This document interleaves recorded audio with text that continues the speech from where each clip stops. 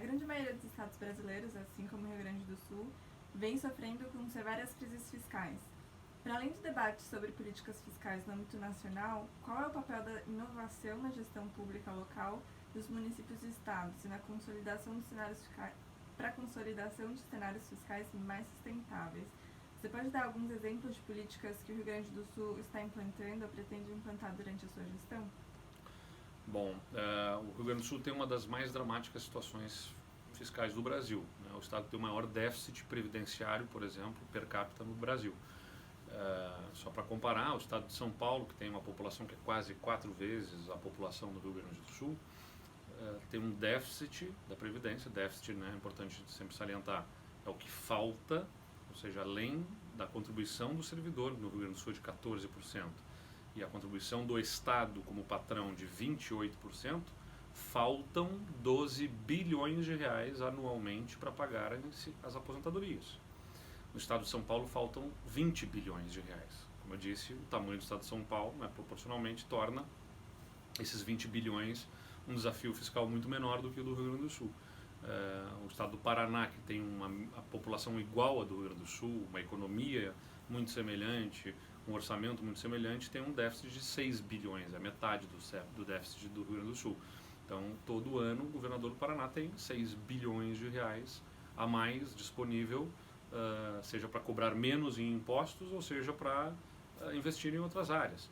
Então, para o Rio Grande do Sul, a pauta do equilíbrio fiscal torna-se premente como garantia para voltar a pagar o salário dos servidores em dia, que já está há 4 anos sem conseguirem os servidores receberem no dia correto. Eles deveriam receber no último dia útil do mês. Nós temos conseguido fechar a folha de pagamento com 45 dias de atraso. Os servidores começam a receber, os que recebem menos, cerca de 15 dias depois da data correta, e termina-se de pagar com os maiores salários 45 dias depois. Então, para voltar a pagar o salário dos servidores em dia e dar a garantia de que as suas aposentadorias serão honradas no futuro, o Estado precisa estabelecer o equilíbrio das suas contas, voltar a gastar apenas o que arrecada. E isso envolve medidas nada simpáticas, né? Envolve reduzir o gasto com a própria folha de pagamento. Você tem muita dificuldade de promover a redução de salários, você não pode reduzir salários, mas é importante fazer pelo menos a contenção do chamado crescimento vegetativo. Por isso que nós encaminhamos à Assembleia Legislativa medidas duras, mas importantes, de reforma da Previdência do Estado. Eu vejo com muita reticência que o Congresso venha aprovar uma reforma da Previdência com impacto nos estados, né, que é chamada PEC paralela. Mas não é só isso, a PEC paralela não atenderia a todas as necessidades do Estado. Nós vamos além do que a PEC paralela viria a fazer, botamos as idades mínimas, o tempo de serviço, e também alíquotas novas, buscando contribuição de servidores que hoje não estão contribuindo, que ganham menos de R$ 5.800 nas suas aposentadorias e que serão chamados a contribuírem. Alíquotas progressivas, que hoje são a alíquota única de 14% para todos os servidores, passam a ser de 14%, 16% e 18%, né, de acordo com as faixas salariais, entre outras tantas medidas, e associando essa questão da Previdência o fim de vantagens temporais, que são chamados anuênios, triênios, quinquênios, situações em que os servidores têm muitos nas suas carreiras. A cada 3 anos ganham 5% de aumento, a cada 15 anos mais 15%, a cada 25 anos mais 10% sobre os 15% que já receberam nos 15 anos.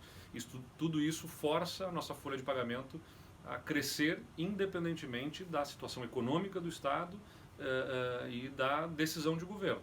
Ou seja, a economia lá em 2015 e 2016 despencou mais de 7% no acumulado, mas a folha de pagamento continuou crescendo no estado no Rio Grande do Sul.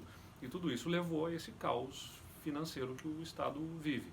Então, a possibilidade de o Estado reequilibrar as suas contas, se ele tem 80% das suas despesas empenhadas, como temos este ano, na folha de pagamento, não tem como você dizer que vai resolver o Estado economizando energia e combustível. É importante economizar energia e combustível também, mas é inevitável que você tenha que fazer ações em relação à folha de pagamento do Estado, que é onde está a maior parte do gasto público, para que possa ter efeito suficiente no caixa para reequilíbrio financeiro. E por que é tão importante o equilíbrio fiscal? Né? O equilíbrio fiscal é fundamental, não é um fim em si mesmo. Ele é fundamental para que o Estado possa, inclusive, pagar menos pelo que ele consome. Quando o Estado vai fazer uma obra, quando o Estado vai comprar um bem, por exemplo, ele acaba comprando mais caro porque quem vende para o Estado, quem fornece para o Estado, não sabe, não tem segurança de quando vai receber. Isso é um grave problema. Eu visitei o Chile recentemente, conversei com um ministro lá, e me contavam que estavam fazendo licitação de transporte coletivo, porque no Chile o transporte coletivo é operado pelo governo federal, dentro das cidades, que no nosso caso é competência dos municípios, e lá eles estavam colocando a compra dos ônibus pelo governo e eles faziam a licitação para entregar o serviço, a operação para o privado. Eu perguntei para eles por que o governo comprava os ônibus.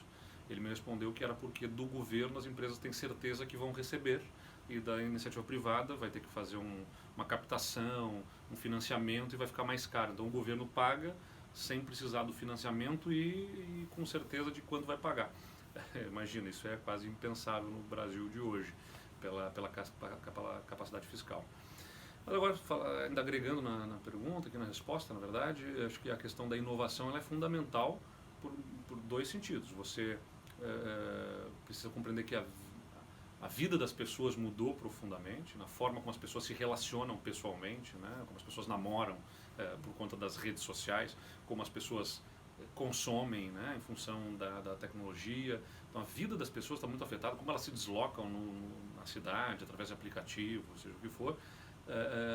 E o Estado continua, o Estado, quando eu falo como ente, né? Seja a Prefeitura, o Estado e o Governo Federal, pela burocracia que foi criada décadas atrás, parece que ele está mais lento, cada vez mais lento, em contrapartida a vida das pessoas está mais rápida, né? A vida das pessoas acelerou muito e o Estado foi ficando lento, por uma série de questões. Uma delas envolve uma fragmentação do poder. O poder que antes era concentrado na tomada de decisão do governante foi se fragmentando, e com tantos órgãos de controle, com tanta burocracia, o movimento do Estado, o movimento do governo é lento, demorado. Isso causa muita frustração nas pessoas, porque elas têm tudo na sua vida privada mais rápido, mas o Estado, quando vai atendê-la, leva tempo, né? E por isso que na inovação, quando eu fui prefeito, a gente contou muito com o apoio da Comunitas, né? Até falamos sobre isso, que é uma organização privada que apoia a inovação em governos. E eu sempre disse para eles, é fundamental esse apoio privado, porque infelizmente a legislação que a gente tem, ela é avessa à inovação.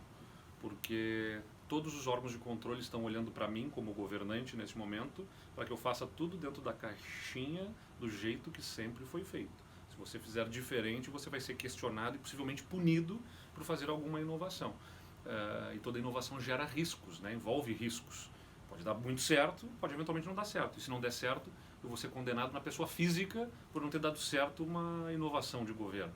Então o desafio de inovar em governo hoje está muito na legislação, no regramento. A gente precisa aperfeiçoar e modernizar todo o regramento legal para estimular a inovação. E a inovação ajuda a reduzir custos, porque você tem inteligência artificial, ou seja, cartórios e burocracia que existiam para certificar processos, né? Eu fui estagiário no Juizado Especial Cível, sou bacharel em Direito, e o meu papel lá como estagiário, eu me lembro, logo que entrei na faculdade, era basicamente, e de vários burocratas dentro do cartório, servidores públicos, era carimbar folhas para certificar que estava anexando no processo, naquela data, daquele jeito, de quem que recebeu e tal. Então toda uma burocracia existente que hoje acabou, porque a tecnologia permite com que tudo isso seja feito virtualmente. E a tecnologia já permite até que as sentenças sejam feitas por um software, né, de inteligência artificial que já sugere a solução de acordo com o que ele observa no processo. Então, sem dúvida nenhuma, isso é essencial, acoplar formas inovadoras de gestão que coloquem o governo na velocidade da vida das pessoas.